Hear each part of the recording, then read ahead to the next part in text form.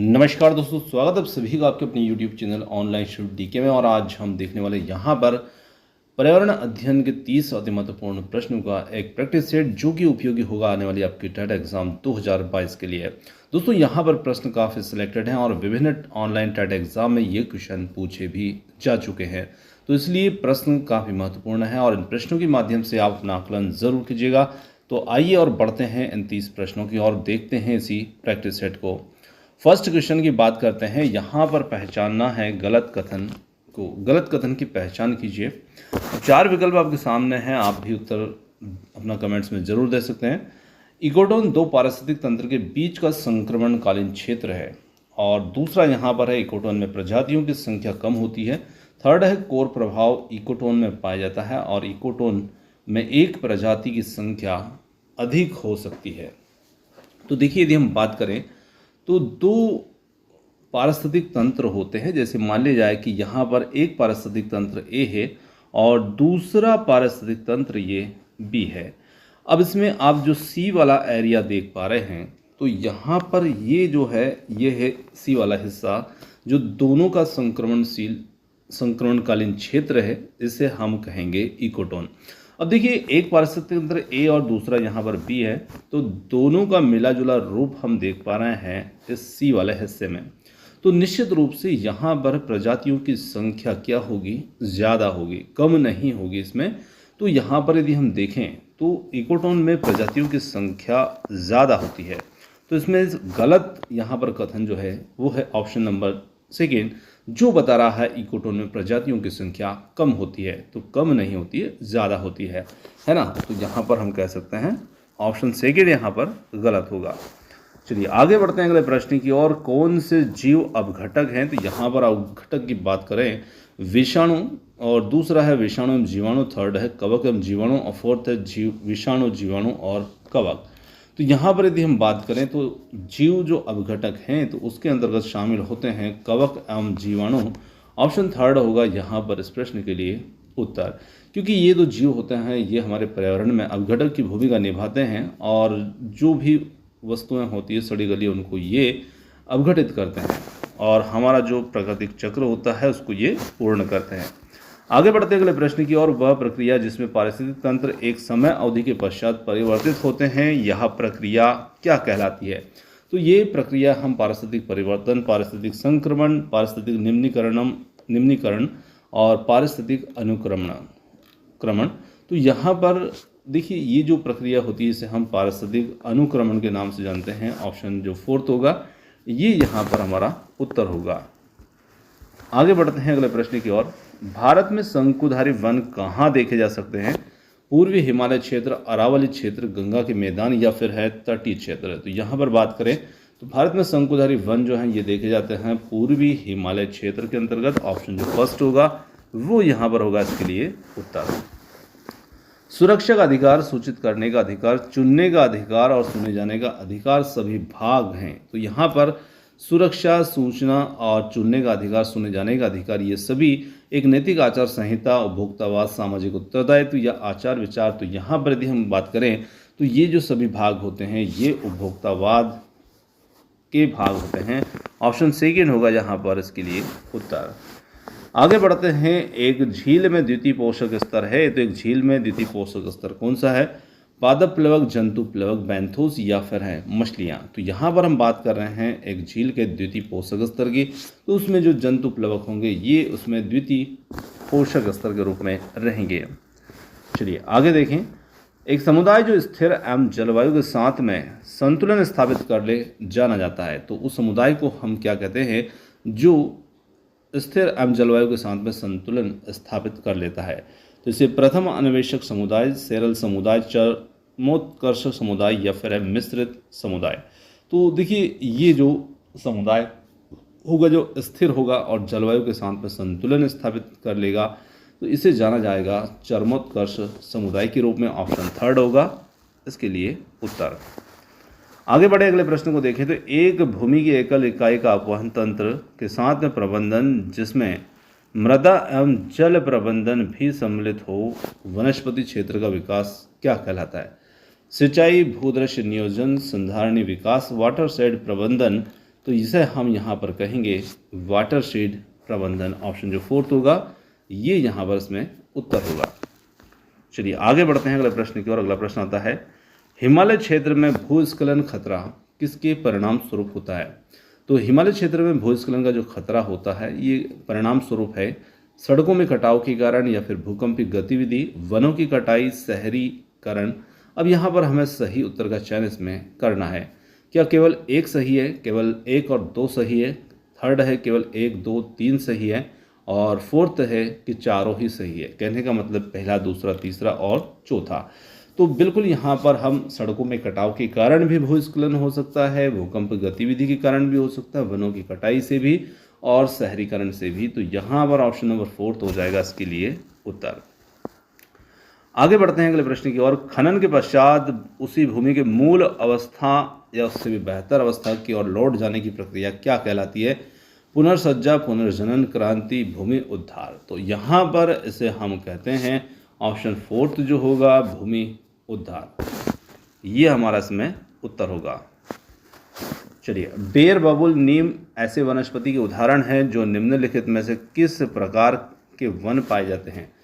जो निम्नलिखित में से किस प्रकार के वन में पाए जाते हैं? तो इन्हें हम पर्णपाती वन, सदापर्णी, अर्धशुष्क वन या फिर मैंग्रोव डेल्टा। तो देखिए बेर, बबूल, नीम जो हैं ये अर्धशुष्क वन के अंतर्गत पाए जाते हैं और यहाँ पर ऑप्शन थर्ड जो होगा ये इसके लिए उत्तर होगा। आगे बात करें तो निम्न फसलों पर विचार कीजिए। रत्नजोत, चुकंदर, केसावा। दिए गए कूटों का प्रयोग करते हुए जैव ईंधन फसल का चयन इसमें कीजिए।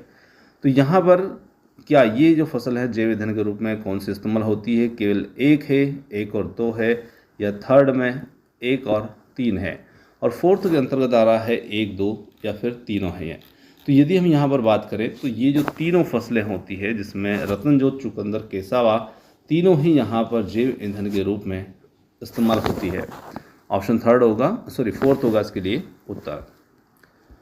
अगला प्रश्न आता है, राजस्थान के नगर पालिका क्षेत्र में न्यूनतम क्षेत्रफल के भूखंड निर्माण पर छत पर वर्षा जल संचयन प्रणाली लगवाना अनिवार्य है। तो यहाँ पर 200 मीटर, 300 मीटर, 400 मीटर या फिर है 700 मीटर। तो यहाँ पर सही उत्तर जो होगा वो हो जाता है 300 वर्ग मीटर, ऑप्शन सेकेंड।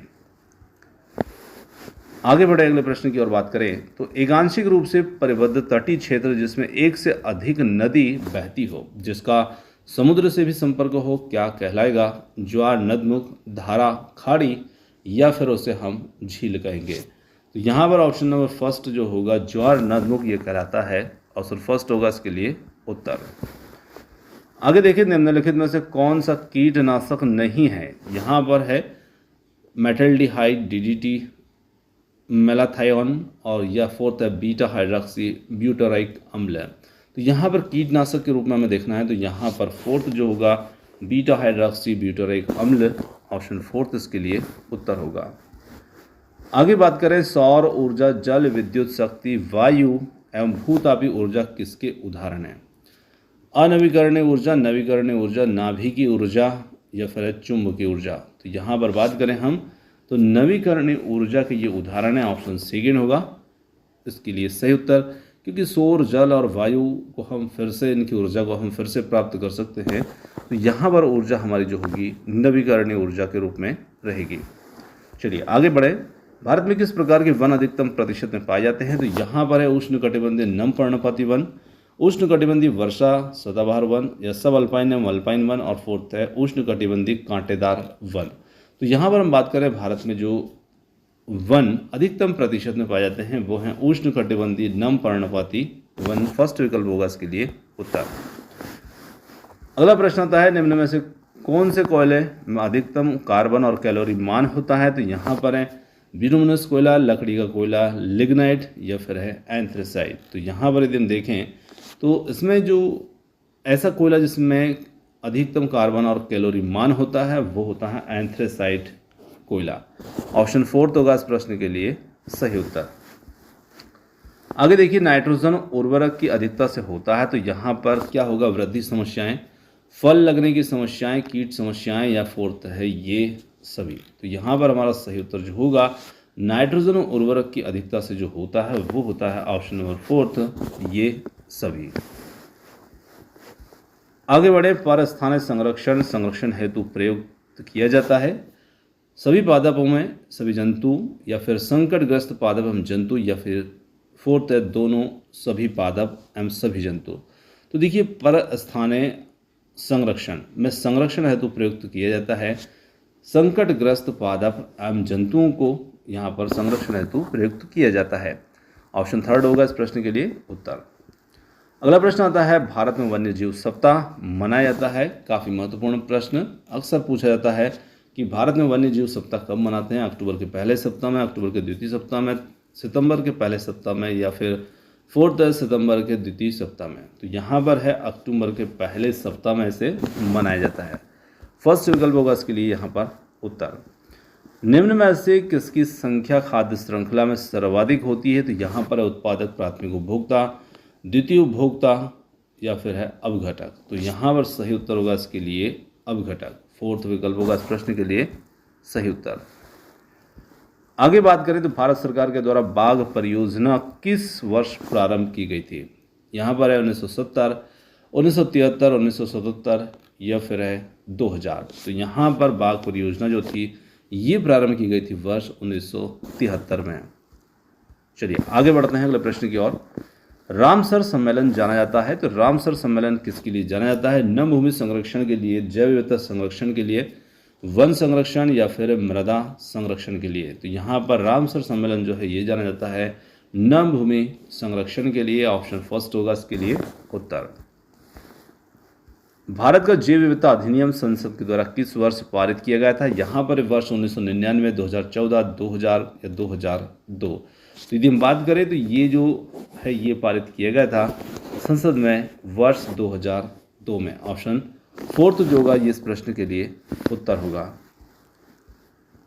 स्वस्थानीय संरक्षण में शामिल है। स्वस्थानीय संरक्षण में कौन शामिल है।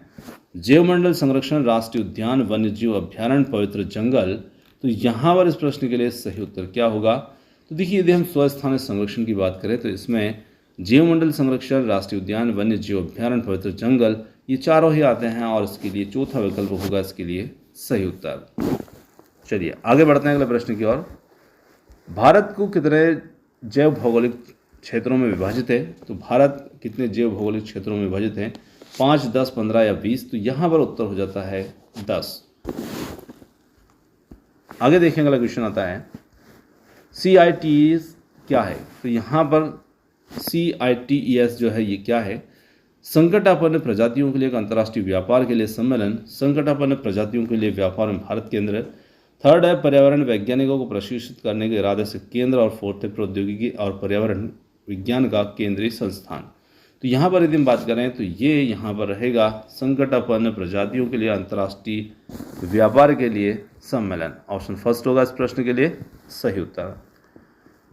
विश्व जैव विविधता दिवस मनाया जाता है 29 दिसंबर, 15 जुलाई, 22 मई, या फिर है 5 जून। तो यहाँ पर उत्तर हो जाता है ये मनाया जाता है 22 मई को।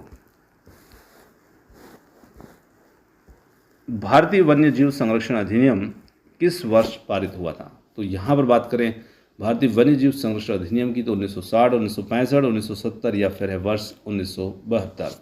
तो यहाँ पर ये अधिनियम जो है ये पारित हुआ था वर्ष 1970 में। तो दोस्तों यहाँ पर आज के हमारे पर्यावरण से संबंधित 30 प्रश्न जो है ये समाप्त होते हैं। क्वेश्चन आपको कैसे लगे कमेंट्स करके जरूर बताइएगा, और वीडियो पसंद आए तो वीडियो को लाइक, शेयर, चैनल को सब्सक्राइब करना मत भूलिएगा। आपने जो समय दिया उसके लिए बहुत बहुत धन्यवाद। Thanks for watching. मिलते हैं जल्दी ही एक और नए किसी वीडियो के साथ। धन्यवाद।